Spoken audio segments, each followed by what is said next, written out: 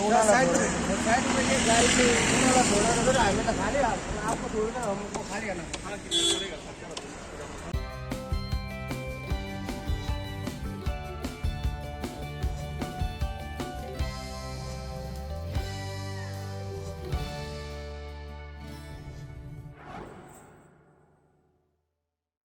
Good morning everyone, আমি আজকে আবার একটা নতুন ব্লগ নিয়ে চলে এসেছি।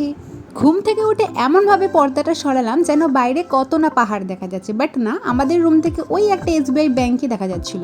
তাই আমি চলে গেছিলাম দিদিদের রুমে, আর দিদিদের রুম থেকে একটু উকি ঝুঁকি মারলে তবেই পাহাড়টা দেখা যাচ্ছিল, নয়তো না। আর আমরা এদের প্রথমে বলেছিলাম মাউন্টেন ভিউ রুম দিতে, বাট এদের কাছে অ্যাভেলেবেল ছিল না, তাই আমরা পাইনি।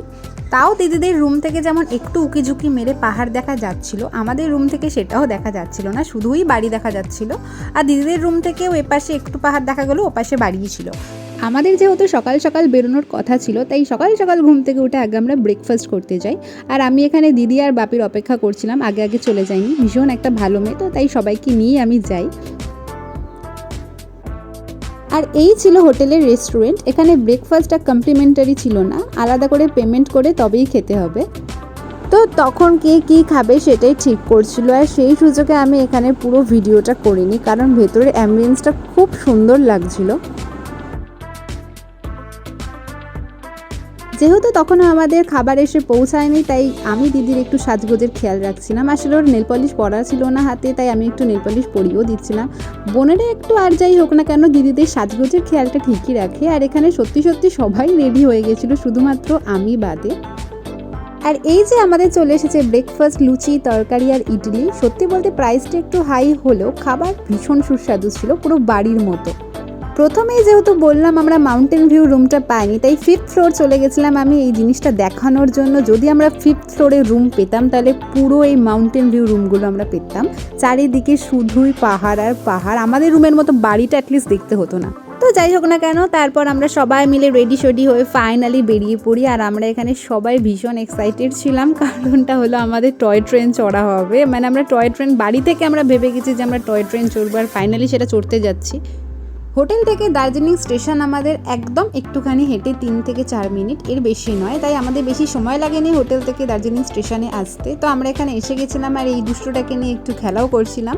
আর সকালবেলা খুব একটা ঠান্ডা ছিল না বলে সোয়েটার জ্যাকেট কিছুই আমাদের তেমন লাগেনি।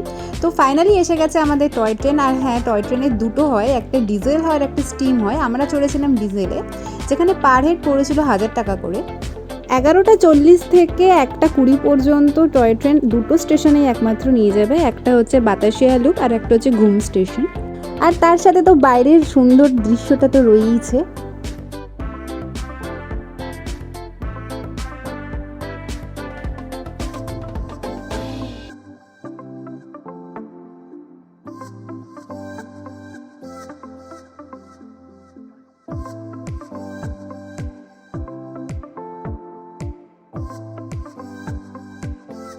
তো টয় ট্রেনের ফার্স্ট স্টপেজ ছিল বাতাসিয়া লুপ, যেখানে অনলি 15 মিনিটস স্টে করবে। আর এই ঘুরে ঘুরে ভিডিও করার চক্করে কোনদিন না আমি কাউকে ধাক্কাই মেরে দিই। আর আশেপাশে লক্ষ্য করলে দেখতে পাবে কত ধরনের ফটোগ্রাফার ঘুরে বেড়াচ্ছে, কেউ পাতার ছবি তুলছে তো কেউ জুম করে ফুলের ছবি তুলছে। আর এখানে আলাদা করে ড্রেস ভাড়াও পাওয়া যাচ্ছিল, কিন্তু আমরা সেটা ট্রাই করিনি।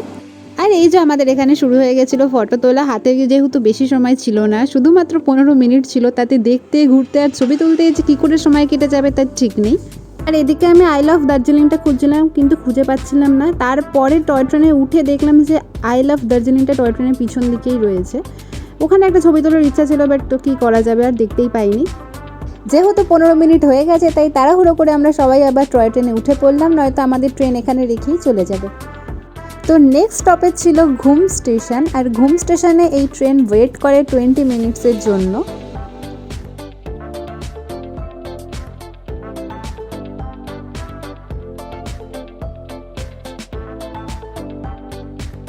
আর এই হলো ঘুম স্টেশন। আর ঘুম স্টেশনে দেখার মতো ঘুম মিউজিয়ামটাই ছিল, কিন্তু সত্যি বলতে আমার মতে ঘুম স্টেশনের থেকে বাতাসিয়া লুপে বেশিক্ষণ স্টে করলে বেশি ভালো হতো। এখানে 15 মিনিট আর ওখানে 20 মিনিট হলে একটু বেশি ভালো লাগতো আর কি। আর এখানে একটা টয় ট্রেন রাখা ছিল যেটাতে ছবি তোলার জন্য একটা লম্বা লাইন পড়ে গেছিলো, আর আমি বসেছিলাম যে কখন যে সবাই সরবে আর আমি যাব। আর এমনি হাতে 20 মিনিট সময় ছিল, সময় চলেও যাচ্ছিলো, তাই দাদাকে ডাকছিলাম চলো চলো এখন ফাঁকা হয়েছে ছবি তুলে দাও। তারপরে সবাই চলে গেলাম মিউজিয়ামের দিকে, মিউজিয়ামটা আছে কি দেখতে। আর এখানে ভালো করে দেখলে দেখো, আমাকে দেখে মনে হবে কুলি, মানে কতগুলো ব্যাগ আমার কাঁধে। এক তো আমার ব্যাগ রয়েছে, সাথে আর একটা লাল রঙের ব্যাগও আমি কাঁধের মধ্যে ঝুলিয়ে নিয়েছিলাম। চারিপাশটা দেখতে দেখতে আমি এখানে সেটাই জিজ্ঞাসা করছিলাম যে মিউজিয়ামটা কিসের মিউজিয়াম। মিউজিয়ামের বাইরে একটা টিমটিমে লাইট জ্বলছিল, তাই আমি বলছিলাম বাইরে একটা টিমটিমে লাইট জ্বলছে। বাই দ্য ওয়ে, মিউজিয়ামের বাইরেটা দেখে কিছু মনে না হলেও ভেতরটা সত্যি দেখার মতো অনেক কিছু রয়েছে।